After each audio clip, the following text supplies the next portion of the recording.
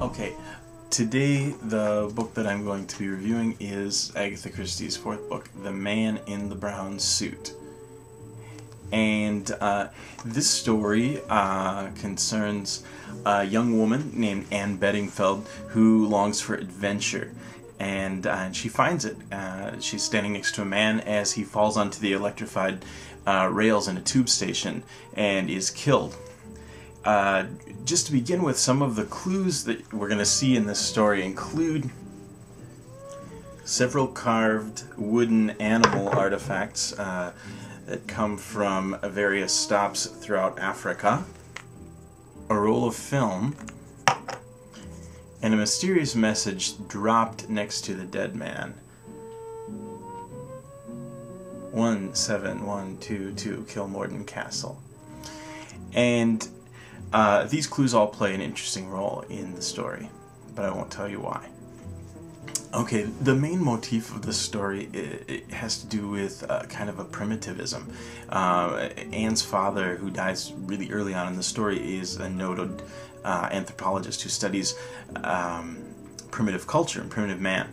And throughout we see this theme or motif played out through the story because Anne always acts purely on her instinct.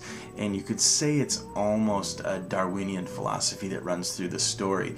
Well, many of Christie's stories seem to have kind of a Christian base and even an Old Testament idea of retribution and kind of an eye for an eye.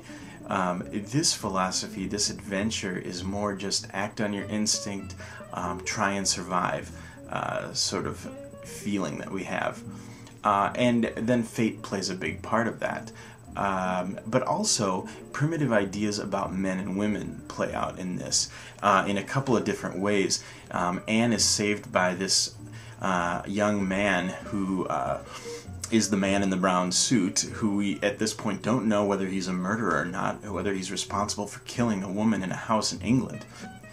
And this man basically rescues Anne, who has nearly been killed, and she's unconscious and has fractured her arm, and basically he carries her off to his little island home or island hut, and they almost describe it in the same way as a caveman dragging his woman by the hair. And Anne suggests that maybe his reasoning wasn't so much as carnal as it would have been back in primitive times, which makes this man blush, and also confirms that Anne is really living this sort of primitive life and acting on instinct and impulse. And she says some interesting things about marriage. So she says, that's why there are so many unhappy marriages. It's all the fault of men. Either they give way to their women, and then the women despise them, or else they are utterly selfish, insist on their own way, and never say thank you.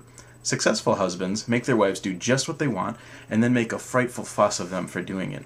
Women like to be mastered, but they hate not to have their sacrifices appreciated.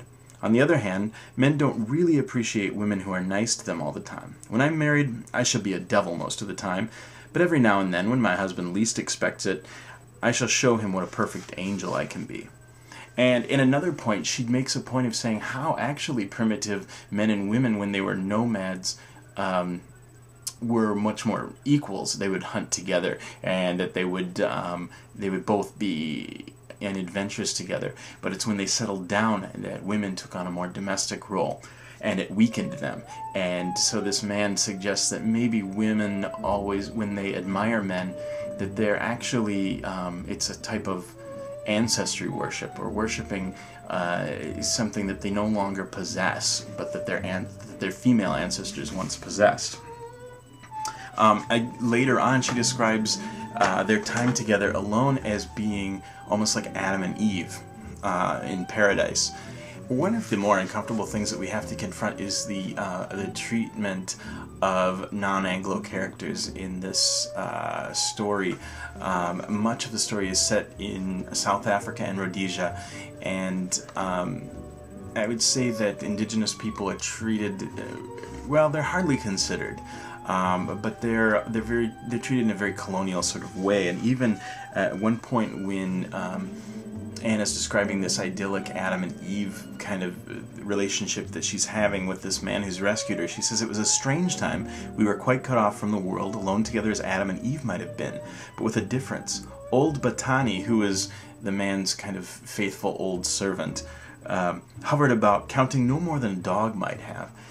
So we get a little uncomfortable, or at least I did reading some of this. At the time this was written, in South Africa, apartheid had already been going on for probably about 10 years, so there were already sanctions against indigenous people holding certain jobs. And actually this story culminates in a rebellion. You know, it's hard to say because she doesn't get too specific, but she takes a very I would say she takes a very colonial view in kind of suppressing this uprising that's going on, and that it needs to stop, and that the only way to restore and maintain order is through a British presence. So it's very reflective of the time in which she's writing. Nevertheless, this attitude is pretty reprehensible, even if she is just reflecting the time that she's living in. But it's something that we have to confront and deal with as we look at her work. I really enjoyed this book. This is not a traditional murder mystery. It's more of an adventure book, and I would give it, I would have to say, about a 4.5 on a scale of 1 to 5. I found it very engaging. I found the narration, particularly Anne's narration, very humorous, very vibrant, very fun to read. And so if you want to, you should pick up a copy. It's a very fun read. Now, the next book I will be reviewing is Poirot Investigates, a collection of short stories, again narrated by Hastings, all set in the 1920s, and with the main